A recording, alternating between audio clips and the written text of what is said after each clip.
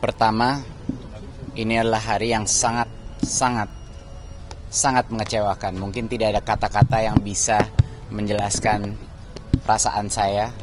Mulai dari keputusan kemarin, Saudara Ibam mendapat keputusan vonis bersalah 4 tahun yang sangat tidak masuk akal.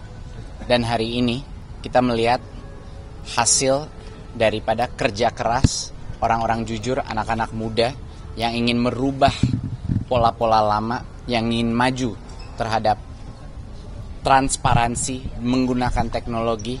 Nah, ini adalah balasannya. Saya hari ini dituntut secara efektif, dituntut 28 tahun. Rekor. Lebih besar dari berbagai kriminal-kriminal lain.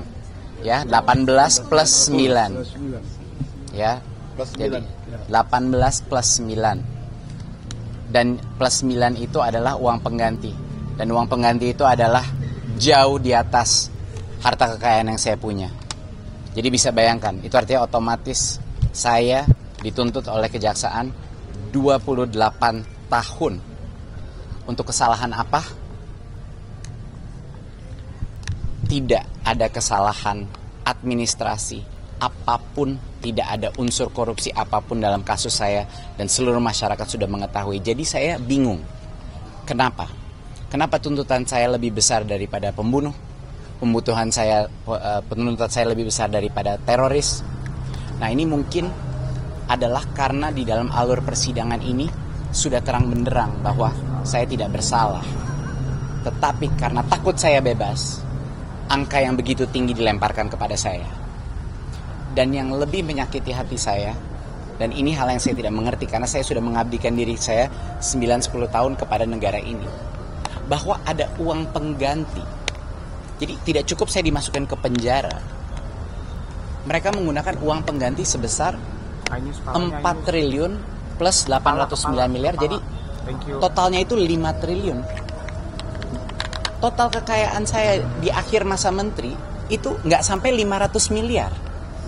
Dia menggunakan satu angka yang menjadi puncak nilai kekayaan saya pada saat IPO. Cuman sekejap itu. Itu artinya kekayaan yang tidak real atau fiktif. Dia menggunakan angka itu, lalu itu yang dijadikan uang pengganti. Dan mereka tahu saya tidak punya uang itu. Jadi kenapa itu dilempar kepada saya? Yang lebih mengejutkan lagi adalah tidak ada hubungannya. Uang itu adalah kekayaan sah yang saya dapatkan menciptakan jutaan pekerjaan dengan saham Gojek. Itu adalah saham yang saya dapatkan di tahun 2015 dan semua pembuktiannya sudah ada. Tetapi tetap saja itu digunakan sebagai senjata hukum. Nggak tahu untuk menakuti saya, untuk menekan saya, tidak mengerti apa sebenarnya alasan dari ini. Tapi yang ini terus terang hari ini dengan efektif pidana 18 tambah 9 berarti itu 27 ya. 27 tahun pidana.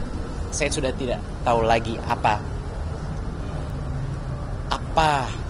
harapan bagi anak-anak muda di negara ini. Apa harapan bagi generasi muda yang sedang melihat cara kita diperlakukan seperti ini. Dan apakah ini memberikan pembelajaran buat saya? Kalau saya melawan balik, kalau saya membuka kebenaran di dalam sidang, apakah inilah hukuman saya? Mungkin itu yang terjadi. Jadi saya harap sekali bahwa masyarakat, terutama anak-anak muda, kita kawal kasus ini bersama, kita berjuang untuk kebenaran, jangan putus asa. Indonesia masih ada harapan. Saya berjuang di sini memang ada alasannya. Kenapa Tuhan memberikan musibah ini kepada saya? Mungkin bukan musibah, itu yang saya sadari. Mungkin tanpa ini kasus kena ke saya, mungkin ketidakadilan selama ini terjadi mungkin tidak terbuka. Mungkin bagi teman-teman lain yang tidak punya nama saya, tidak punya suara saya, mungkin hal-hal ini terjadi terus dalam sistem keadilan kita dan tidak pernah terbuka. Jadi mungkin itulah Allah memilih saya untuk mengalami ini agar masyarakat mengetahui, agar generasi muda yaitu masa depan Indonesia mengetahui perjuangan kita masih panjang di sini. Silakan, mungkin saya akan menanyakan kalau ada beberapa pertanyaan. Ini kan tuntutan buat Mas ini kan tuntutan buat Mas Nadiem kan sangat besar ya Mas. Ini Mas Nadiem sebagai sebelum pengusaha ini ada pernah tadi mendengar itu menyesal kan terus masuk pemerintahan hal seperti ini. Saya akan ucapkan sekali lagi, saya tidak pernah menyesal bergabung dalam pemerintahan. Untuk mencari uang itu bisa seumur hidup. Untuk membantu generasi penerus bangsa kita menjadi lebih baik, itu hanya kesempatan sekali dalam hidup. Jadi saya tidak mungkin akan menolak jabatan atau amanah itu pada saat ditawarkan. Mau saya gagal pun, resiko gagal, resiko masuk penjara pasti saya ambil. Karena masa depan Indonesia itu lebih penting dari segala resiko ini. Kedua, jelas saya kecewa. Saya sakit hati. Saya patah hati. Orang tuh cuma patah hati kalau dia cinta dengan negara. Bahwa negara bisa melakukan ini kepada saya setelah semua pengabdian saya, iya, saya sakit hati. Tapi bukan berarti saya tidak cinta negara ini. Justru sakit hati itu patah hati karena saya cinta kepada negara ini. Jadi saya tidak menyesal. Dan terus terang, harapan saya dan harapan banyak sekali masyarakat kayaknya pada saat ini adalah tuntutan bebas. Tapi sebaliknya yang terjadi, hukuman terberat dilemparkan ke saya. Terberat. Saya tidak punya kata-kata untuk menjelaskan kenapa.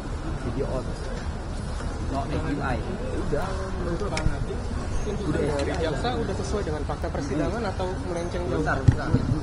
Menurut Mas? Batu bentar orang lagi respon. Saya mendengar itu tuntutan. Jadi mendengar tuntutan itu seperti daftar narasi yang bukan hanya di luar nalar, tidak ada sambungannya dengan kasus. Saya kasih analogi. Di dalam sidang, misalnya ada mobil. Di dalam sidang itu, mobilnya dibawa, ada foto mobilnya, ini mobil biru. Mobilnya ini, harganya ini, bukti transfernya segini, 100 harganya, dan lain-lain. Ini mobil biru dengan bukti bahwa harganya 100. Mobilnya datang. Di dalam tuntutan, tidak, mobilnya merah dan harganya 50. Seperti itu. Sesuatu yang sudah dibuktikan dengan berbagai dokumentasi, di dalam tuntutan balik lagi ke awal. Jadi buat apa sidang? Itu pertanyaan saya. Kalau setiap hal yang sudah dibuktikan dengan saksi, dengan dokumentasi sudah keluar, tetapi di tuntutan balik saja kepada dakwaan awal sebelum proses persidangan, buat apa kita bersidang? Buat apa? Ya, kenapa? Mendingan langsung saja hukum. Paling tidak membuang semua waktu kita. Gitu. Kenapa? Apa gunanya sidang kalau fakta persidangan tidak dimasukkan ke dalam tuntutan, bahkan kadang-kadang dalam keputusan? Ini suatu hal yang saya sebagai orang awam, bukan orang hukum, tidak mengerti buat apa proses ini kalau semua sudah terang benderang dan masih saja kembali ke situ. Dan kenapa tidak ada konsekuensi bagi tim penuntut yang terus mengutarakan kebohongan berulang-ulang kali? Kok bisa saja gitu loh, dan terbuka di depan semua orang menyebut kebohongan.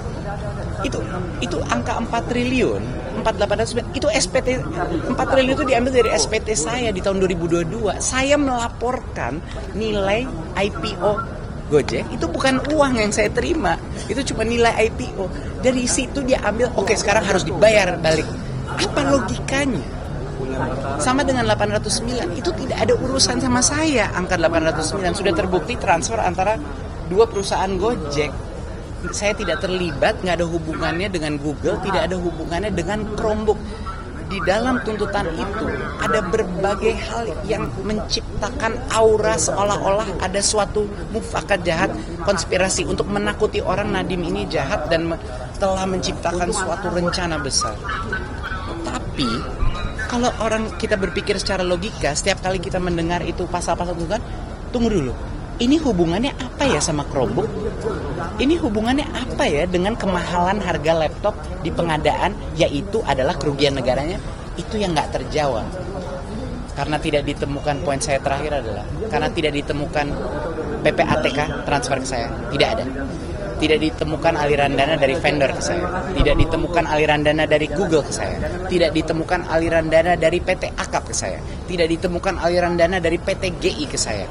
Karena gagal membuktikan semua aliran dana ini, yang harus diciptakan agar saya salah adalah suatu narasi yang kayaknya ini suatu mastermind atau suatu mufakat atau penyamaran fraud keuangan yang tidak ada hubungannya karena korupsi di awalnya itu tidak ada. Nah itu mungkin dari saya. Saya malam ini akan menjalani operasi. Saya sedih, saya kecewa, keluarga saya sangat terpukul dengan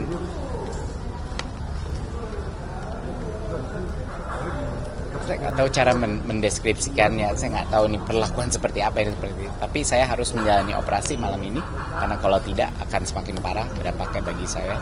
Saya hanya minta doa sama seluruh negara kita. Saya minta doa, mohon doa bagi saya juga, bagi Ibam dan sekeluarga, dan juga mohon doa untuk semua tahanan-tahanan korupsi yang sebenarnya tidak salah. Saya berdiri di sini untuk mereka juga, bukan cuma saya. Jadi mohon doanya. Terima kasih kepada para ojol, terima kasih kepada para guru-guru, terima kasih pada para alumni-alumni MBKM. Semua, saya tidak merasa sendiri berdiri di sini karena ada kalian. Saya merasa bahu saya dipegang sama semua orang-orang yang berada bagian dari perjuangan kita sebelum ini. Jadi terima kasih. Saya berdiri di situ sendiri tapi saya tidak merasa sendiri. Jadi terima kasih atas dukungan negara ini. Saya harap anak-anak muda se-Indonesia tidak putus harapan. Saya harap masa depan negara kita lebih baik. Terima kasih.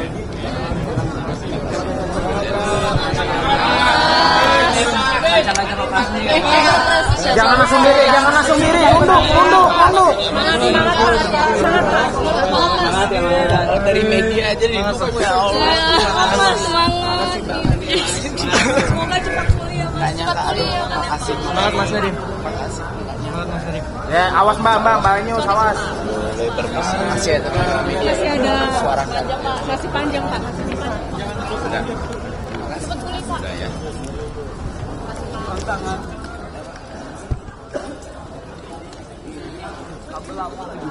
Kabel mic. Ya Allah. Cepat.